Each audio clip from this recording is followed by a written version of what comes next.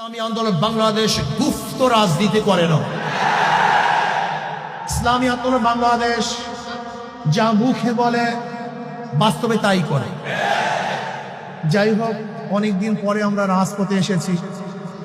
নির্বাচনের পরে অনেকের একটা প্রশ্ন যে ঐক্যের জন্য আহ্বান করেছেন আপনারা, প্ল্যাটফর্ম গড়েছেন আপনারা,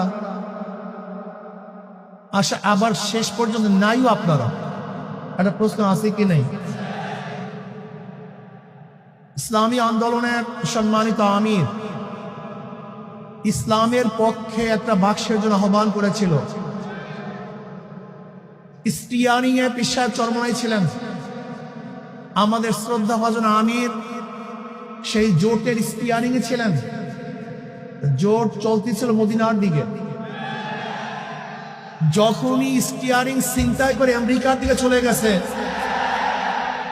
ইসলামী আন্দোলন সেখান থেকে সরে গেছে।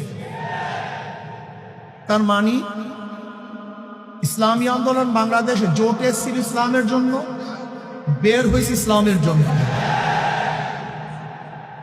ইসলামী আন্দোলন বাংলাদেশ জনগণের সাথে ধোঁকাবাজি করতে পারে না, প্রতারণা করতে পারে না।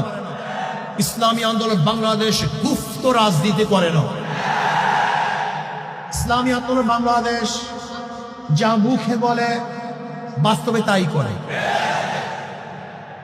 আমরা সরওয়ার্দী উদ্যানে বক্তৃতা করেছিলাম, যদি মুনাফিকি না করেন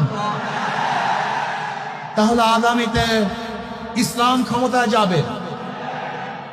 কিন্তু কাদের জন্য, কিসের জন্য আজকে ইসলাম ক্ষমতায় যায় নাই? হয়তোবা ভেবেছেন যে আমরা গুপ্তভাবে এড়িয়ে যাব, পালিয়ে যাব। না,